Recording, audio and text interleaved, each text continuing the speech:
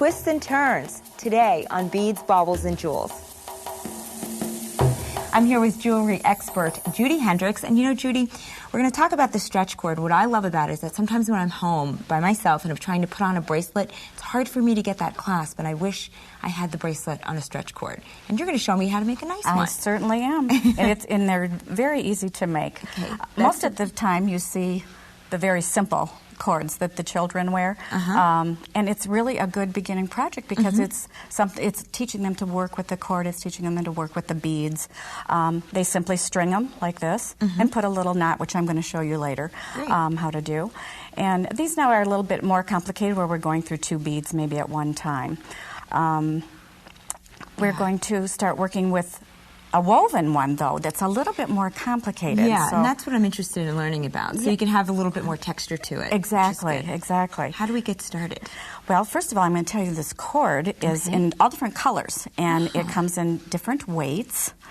And I actually used the color as part of my design element, if you noticed. Yeah, that's interesting. That way you don't, there's clear too, where you don't have to see it if you don't want to. But if you want to, it's a nice option. Right, it gives you another option. And this also comes in different weights, so you want to make sure that if your bead is too heavy, you use a little bit heavier cord, but you also have to make sure that it goes through the beads, because obviously that's the hard part. Okay, so let's get started. We're going to actually start weaving, and a little trick I'm going to tell you is when you start working with the threads going against each other, you might want to put a little baby powder on it, and then it'll slide a little bit easier. Right. We're going to use this big eye needle to go against the grain. You can see I've already started with the one bead, and now I'm going to go back the other way, which is weaving it. Is there another trick if the baby powder doesn't work? Do you have to maybe adjust the bead a little? Sometimes you can use the bead reamer and open the holes just a little bit. You have to be careful, though, because if you're using a glass bead, you might break the bead. That's right. So be careful. This is a diamond tip. You might could use some water on it. But so we're going to open. I will show you the needle. There, instead of trying to thread a needle, see the big eye there? And this goes right through it.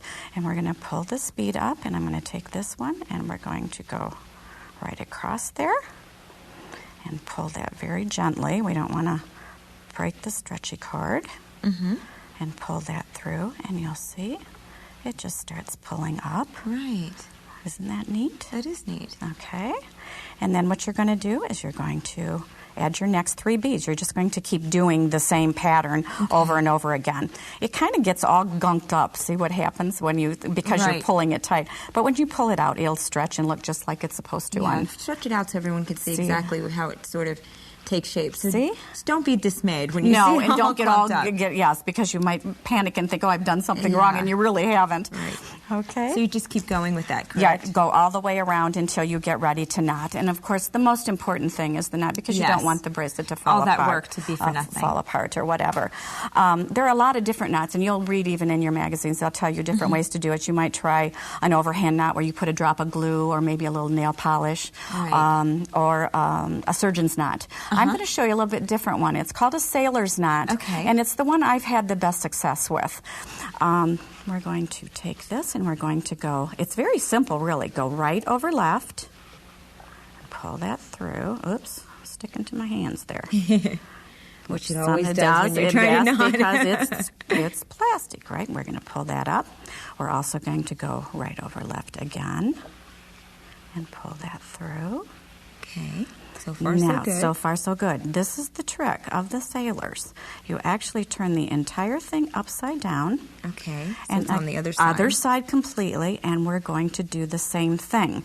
Right over left, right over left. Now, what we're doing, as what I've been told, is that part of the knot is on the top and part of the knot is on the bottom, which is totally different than what you would do in any other kind of knot. If you take the knot from the bottom and pull real tight and the top one real tight and stretch it and cut it, it won't come apart. It's nice and taut. Yes. Isn't that great? Wonderful. It's a great knot. It really is. So would you cut that down or would you do... Yes, I would. You just cut it real close to it. And a lot of times you'll put a large bead that'll slide right over the knot so you don't see it. So you don't see that. Right.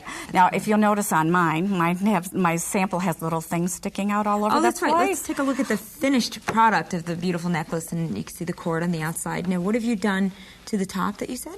Well, what I did is because the blue knots are big, and I didn't have a big beads because I was doing the pattern. Right. So what I did is I left the knots in, and I added more stretchy cord. I went through there and put more on, and added knots and makes beads. It more festive. Yes, it's just fun. It just made it fun, and it moves on your arm, gives it more texture. So it's kind of twofold. Yeah. Because you're blocking or hiding the knots, and then also making something a little more interesting. Right. That's great. Now, we brought some other examples of things that you can do with the stretch cord. Let's start with this gorgeous pink watch.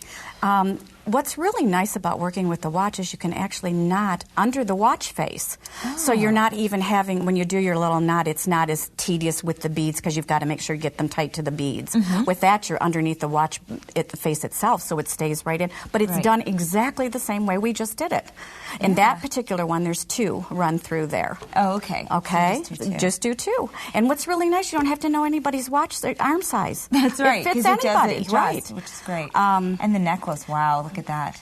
Isn't that great? It's and the only thing you have to be careful with on the necklace is that you don't have a bead that's real heavy, something that would weigh it down because obviously it's going to stretch. But it's also really nice for people that have trouble getting their necklaces on. Put it over your head and you're ready to go. And that's nice to show that stretch cord is not as casual all the time. It Absolutely, can be fancy. absolutely. And then the other watch is gorgeous as well. Yeah, just the same technique. It's great. Thank you so much, Judy. That was fun. Well, great. Thank you. I enjoyed that. Good. Well, let's take a look at one of the winning entries at the Bead Dreams contest, and then Mindy Brooks, the editor of Bead and Button magazine, is up with a special technique for bead crochet.